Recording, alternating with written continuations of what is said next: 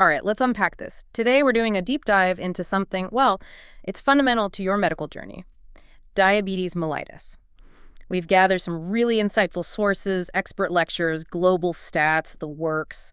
And our mission really is to distill that core knowledge, give you those, aha moments, really arm you with a solid understanding for your first year of med school. Absolutely. It's a disease that's often misunderstood, I think. Yet its effects, they reach into practically every system in the body. What's fascinating, really, is taking these complex metabolic pathways, these clinical pictures, and, well, breaking them down, making them digestible, actionable knowledge for you. The goal isn't just telling you what diabetes is. We want to help you grasp why it matters. Connect those vital dots. Great, so let's kick off with the basics then. What exactly is diabetes mellitus? Our sources define it pretty clearly: a disease where the body's ability to produce or respond to insulin is impaired, resulting in abnormal carbohydrate metabolism and high blood glucose. And the name itself tells a story, doesn't it? Diabetes, Greek for go through or siphon, and mellitus, that's Latin for sweet. So you get this memorable anchor, a sweet siphon. The body's fluid balance is off, and you're literally passing sweet urine. That sweet siphon metaphor, it's really good for remembering. Sticks in your head. And, even before we hit full-blown diabetes, there's prediabetes. We need to talk about that. It's a state where blood sugar is higher than normal, but maybe not quite at the type 2 diagnostic level yet. But, and this is crucial, without lifestyle changes, that person is definitely on the path. What's often overlooked, according to the research, is that with impaired glucose tolerance, a hallmark of prediabetes, you might already have an 80% loss of pancreatic islet cells. 80%? Wow, that's huge, before diagnosis even happens. It really shows how long this process can be simmering under the surface. And the scale of the problem globally is just staggering. Over 400 million people worldwide with diabetes, and maybe, 52% undiagnosed? That's alarming. It is. And bringing it to the UK, it's 5.6 million people with diabetes now in 2024. About 4.4 million diagnosed, but an estimated 1.2 million walking around with undiagnosed type 2. And here's the real kicker, the prevalence. Nearly doubled in just 15 years. Which leads me to ask, and maybe you can shed some light, why? Why is it escalating so fast? Is it one thing or like a perfect storm? That's a really fundamental question. And you're right, it is kind of a perfect storm. We'll definitely circle back to those specific factors driving it later on. But first, to really understand why blood sugar goes wrong, let's quickly recap glucose homeostasis. Think of it as the body's fuel management system. The main goal: keep blood glucose steady, constant. Glucose is fuel, right, for all organs. Liver, muscles, they store excess as glycogen. Once those stores are full, the liver converts glucose into triacylglycerols, packages them into VLDLs, very low-density lipoproteins, and sends them off to fat tissue for storage, long-term energy. Now, when blood glucose gets abnormally high, it's because tissues aren't taking it up, hyperglycemia. And that happens because there's either no insulin, not enough insulin, or the insulin just isn't working effectively, insulin resistance. So the body is, in effect, starved of glucose, even though there's loads in the blood, like being adrift in a sea of plenty, but unable to actually drink the water. That sea of plenty analogy really hits home. Okay. Now, here's where it gets really critical for a first-year student, I think. We talk about diabetes like it's one thing, but distinguishing type 1 and type 2 is absolutely vital. They're really different beasts, aren't they? Totally different. Getting that distinction clear is paramount. Let's break it down. So, type 1 diabetes, T1DM, etiology. This is autoimmune. The body's immune system basically turns on itself. It attacks and destroys the pancreatic beta cells, your insulin factories. Result: an absolute insulin deficiency. Okay. The body simply cannot make insulin. Okay. Autoimmune destruction, no insulin possible. Exactly. Onset. Usually quite rapid symptoms, often diagnosed in younger people, typically under 40. And there's often a link, maybe a recent viral infection. That can be a trigger, especially if you have a genetic predisposition, specific immune markers like HLA-DR3 or DR4. Right, the genetic link. Presentation. There's a classic triad of symptoms you need to know.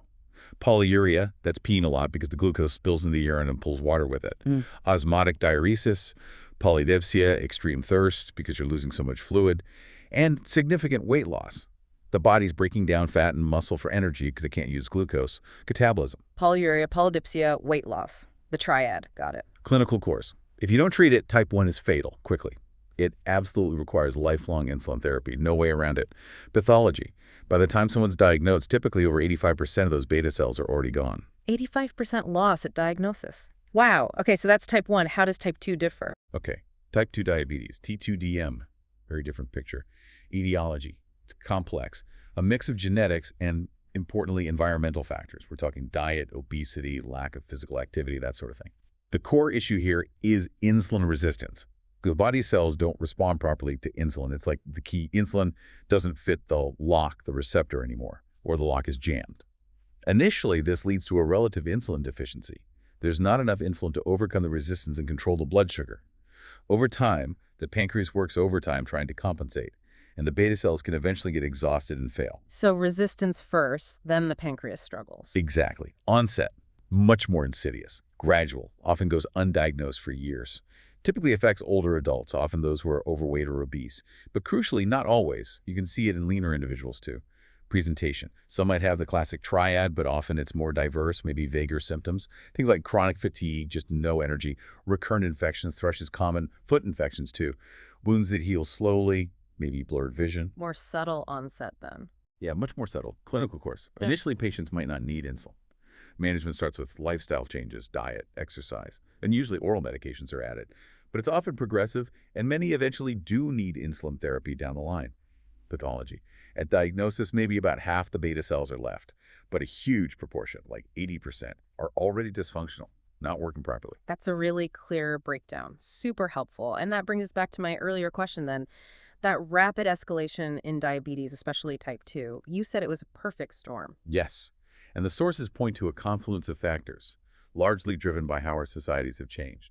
The global rise in obesity is a huge one, people living longer too. Then there are, well, less than ideal diets, more sedentary lifestyles, sitting at desks, driving everywhere, rapid urbanization, economic development, they all feed into it. These factors create this environment that heavily pushes up type 2 prevalence. It's a massive societal challenge, not just medical. Makes total sense. Complex problem, complex roots. Okay, let's shift gears now. Let's imagine a clinical scenario. You're the first-year med student on the ward. You encounter two really different, really urgent situations. These acute crises, you need to spot them fast. Absolutely critical. These are emergencies. Okay, case study 1. Daisy. She's 12 years old. Brought in acutely unwell. She's vomiting, seems drowsy, very dehydrated. And her breath, classic signs, smells like nail polish remover or pear drops, acetone. Mom says she's been off for weeks, tired, drinking tons of water, really thirsty. And she had a sore throat and cough recently. A urine dipstick shows loads of glucose. Okay, 12 years old, vomiting, drowsy, dehydrated, fruity breath, thirsty, peeing a lot, recent infection. What acute crisis are we thinking of here? And what are the key clues? This is screaming diabetic ketoacidosis, DKA. It's a life-threatening crisis, usually in type 1. The nail polish breath is acetone, a ketone body. The thirst, the urination, the dehydration, classic signs of severely uncontrolled type 1. So what's happening? In DKA, there's no insulin. Cells can't use glucose. Body thinks it's starving. It desperately switches to burning fat. This messes up metabolism, depletes something called oxaloacetate in the mitochondria. So acetyl-CoA, which comes from fat breakdown, can't enter the usual energy cycle. Instead, it reacts with itself, forms ketone bodies, acetoacetate, 3-hydroxybutyrate, and acetone. And these ketones, they're acidic. They overwhelm the body's buffering systems, leading to metabolic acidosis. Glycosis from ketones, okay. Yeah. There's a stark historical description that melt into flesh into urine is that serious. So for Daisy, you'd expect your blood test to show a low pH acidosis, high levels of ketones in the blood, and very high blood glucose. Her urine, packed with glucose and ketones. And that cough and sore throat, really important. An infection can be the trigger that pushes someone into DKA or even unmasks type 1 initially. It increases stress hormones, which increases insulin demand. Wow. A really dangerous cascade. Okay, let's switch to case study 2. Jack. He's 52, obese, known type 2, but not great with his meds. He ran out of tablets, struggles with carb counting for insulin he was told he needed but hasn't started because he feels pretty well and doesn't want to inject. Avoidance. For weeks. No insulin. Notices he's passing lots of urine, constantly thirsty. Then over a couple of days, gets unwell, lethargic, confused, forgetting things. Wife calls an ambulance because he's drowsy, hard to wake. Vitals. BP low 98/50, heart rate 120, breathing fast at 26. Finger prick glucose just reads HI too high for the meter. Looks severely dehydrated, dry tongue, sunken eyes, poor skin turgor, hospital labs, blood sugar sky high at 42 millimole, but importantly, his pH is normal, 7.37, plasma osmolarity very high, 360 μs/m kilogram, ketones normal, urine, lots of glucose, no ketones. Okay, so Jack, very different picture. What's the diagnosis here? How does it differ from Daisy's DKA? Jack's diagnosis is hyperosmolar, hyperglycaemic state, or HHS. It used to be called HONK, hyperosmolar non-ketotic state, which maybe describes it better. Here you have extremely high blood glucose, usually in type 2. This makes the blood incredibly concentrated, or hyperosmolar. Water gets sucked out of the body's cells, including brain cells, into the bloodstream, then lost massively in the urine. Osmotic diuresis again, but extreme. This leads to profound dehydration and a high risk of blood clots because the blood gets thicker. The key difference from DKA: there is some insulin still around, enough to stop the body breaking down fat into ketones on a massive scale. So Jack's blood sugar is astronomical, his osmolarity is way up, but his pH is normal, and he has minimal or no ketones. The main features are the extreme dehydration and the neurological signs like confusion and drowsiness. Two very different emergencies then, DKA and HHS, critical to distinguish. It really drives home why knowing the underlying pathology is just so important. And while these acute crises are, dramatic, life-threatening, it's often the slow, insidious, long-term damage from persistently high blood sugar that causes so much trouble down the line.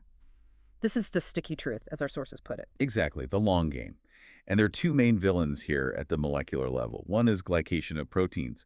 Glucose basically reacts non-enzymatically with proteins throughout the body, like in blood vessel walls. The sources talk about sticky blood, stiffened vessels. Think of it like sugar caramelizing things, making them rigid, damaged. The other villain, reactive oxygen species, or ROS. These are free radicals, unstable molecules that damage lipids, proteins, DNA. Oxidative stress, they contribute heavily to vascular damage and also worsen beta cell dysfunction. It becomes a damaging, vicious circle. Right, this glycation idea. That connects directly to a really important test, doesn't it? HbA1c, glycated hemoglobin. You're going to see this test constantly because glucose sticks to hemoglobin in red blood cells, and red cells live for, about 120 days, 4 months or so? Roughly, yes. So HbA1c acts like a glucose diary. It shows the average blood glucose control over the last 2-3 months, gives that longer-term picture. And the levels are pretty clearly defined for you. Normal is usually under 42 millimol, that's less than 6%. Prediabetes is in the range 42 to 47 millimol, or 6 to 6.4%. And diabetes diagnosis is typically 48 millimol or higher, 6.5% or more. That glucose diary concept is perfect. Invaluable for tracking control. Now let's talk about the long-term clinical consequences of this sustained hyperglycemia. We can group them into microvascular damage to small blood vessels and microvascular damage to large ones. Okay. Microvascular first. Right. Small vessels. 3 main areas. Neuropathy. Nerve damage.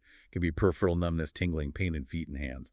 Or autonomic affecting gut motility, blood pressure control, bladder function. Retinopathy. Damage to the tiny blood vessels in the retina of the eye. This can cause vision loss, even blindness. Proliferative retinopathy is a severe form. Regular eye screening is vital. Nephropathy, kidney damage. It affects the glomeruli, the filtering units, and the blood vessels within the kidney. Leads to protein leaking into the urine. Microalbuminuria is that crucial early warning sign. If it progresses, it leads to end-stage renal disease, ESRD, needing dialysis or transplant. That's why annual urine albumin checks are critical. And we also have to mention diabetic feet, a terrible combination of poor circulation from vascular disease and nerve damage. Makes feet numb, prone to injury, and slow to heal. High risk of infection, ulcers, which can lead to gangrene and amputation. Foot care is huge. So nerves, eyes, kidneys, feet. All from small vessel damage. What about the large vessels? Macrovascular. Macrovascular complications are essentially accelerated atherosclerosis, hardening and narrowing of the arteries. This leads to cerebrovascular disease, increased risk of stroke and transient ischemic attacks, TIAs, cardiovascular disease, big increase in risk of heart attacks, myocardial infarction, angina. Heart disease is the leading cause of death in people with diabetes. Peripheral vascular disease, PVD, affects arteries in the legs, can cause pain on walking. Intermittent claudication, in severe cases, can lead to critical limb ischemia, gangrene, requiring amputation. It really affects the whole body, doesn't it? So how do we actually diagnose this? And then, crucially, how do we manage it? This is where the clinical knowledge starts to come together. Okay, diagnosis. It has to be done carefully using specific criteria. You generally need either symptoms, that classic triad, plus 1 positive lab test from the list below, or if the person has no symptoms, you need 2 positive lab tests. The key lab tests are a random venous plasma glucose of 11.1 millimole or higher, a fasting plasma glucose of 7.0 millimole or higher. Fasting means no calories for at least 8 hours. A plasma glucose of 11.1 millimole or higher 2 hours after drinking a sugary drink, in an oral glucose tolerance test, OGTT, or that HbA1c we talked about at 48 millimole, 6.5% or higher. Now, a really important point, finding glucose in the urine, glycosuria, or doing a finger prick glucose test.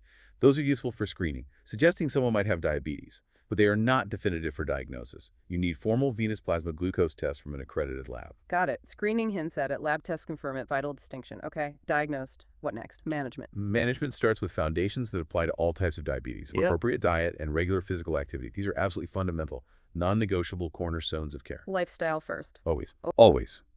Then the specifics differ for type 1 and type 2. For type 1 diabetes management, the goal is replacing the missing insulin, trying to mimic how the body would normally release it. This means insulin injections. There are different types: rapid-acting for meals, long-acting for background cover, delivered via pens, syringes, or increasingly, insulin pumps which give a continuous infusion, though access to pumps can vary. Patient education is absolutely critical. They need to know how to adjust doses based on food, activity, and especially during illness like infections to prevent DKA. There are some novel therapies like islet cell transplantation, but they're for specific, often high-risk cases, not mainstream yet. Okay, type 1 is all about replacing insulin. What about type 2? Type 2 diabetes management is usually more layered. It absolutely starts with those lifestyle changes: diet, exercise, weight loss if needed. These can sometimes even put type 2 into remission, especially early on. If lifestyle isn't enough, then we move to medications. The aim here is often to tackle the underlying problems described by the ominous octet, those 8 core defects in T2DM. For you starting out, the key ones to grasp are tackling insulin resistance, making the body's cells respond better to insulin, and improving beta cell function, helping the pancreas make more insulin or making it last longer. Medications are usually added stepwise. Metformin, a biguanide, is typically the first-line drug. It mainly works by reducing glucose production by the liver and improving insulin sensitivity in muscles. Generally safe, well-tolerated, doesn't cause low blood sugar on its own. Then, depending on the patient, other drugs might be added. SGLT2 inhibitors are becoming very important, especially if someone has heart or kidney disease. They make you excrete glucose in urine. Sulfonylureas, SUS, stimulate the pancreas to release more insulin. Effective, but carry a risk of hypoglycemia, low blood sugar. Thiazolidinediones, TZDs, are insulin sensitizers, mainly working on fat and muscle cells. And newer classes like GLP-1 receptor agonists and DPP-4 inhibitors work via the incretin system to boost insulin release after meals and suppress glucagon. If these combinations aren't enough, or eventually fail, then insulin therapy becomes the next step for type 2 as well. It's quite a toolkit of medications for type 2. And managing all this requires ongoing monitoring, right? And awareness of risks. Absolutely. Monitoring is key. It involves checking general well-being, empowering patients with self-monitoring of blood glucose if appropriate, regular HbA1c tests to see the bigger picture, and managing all cardiovascular risk factors, blood pressure, cholesterol, lipids, stopping smoking, encouraging exercise, reinforcing diet. It's a holistic approach. Yeah. And we absolutely must mention the iatrogenic risks from the treatment itself. The big one is hypoglycemia, low blood sugar, especially with insulin or sulfonylureas. It's a medical emergency. It needs rapid treatment with glucose. Severe hypo can cause confusion, seizures, coma, brain damage, even cardiac arrest and death. Patients and families need education on recognizing and treating it. That's a crucial safety point, hypoglycemia. Definitely. When you step back, what's really striking is just the sheer breadth of diabetes, from the molecular level beta cells dying off, receptors not working, right up to these huge systemic complications affecting every major organ. Understanding diabetes, it's almost like understanding a miniature version of how the whole body systems connect and interact. And the costs, economic and human, are immense. It's a leading cause of blindness in adults, kidney failure, amputations. Accounts for a massive slice of healthcare spending, mostly on managing the complications. Exactly. It really hits home. We've covered so much: the ominous octet defects in type 2, HbA1c as that glucose diary, the body being starved in a sea of plenty. Thinking about all these mechanisms, the different drugs, the complications, it makes you wonder, doesn't it? What does this all mean for the future? For perhaps more personalized medicine in diabetes, tailoring treatments better? And could future diagnostics maybe move beyond just glucose? Could we predict or prevent it even earlier by looking at other markers? Just some food for thought. Keep those questions simmering as you continue your medical journey. Thank you for diving deep with us today.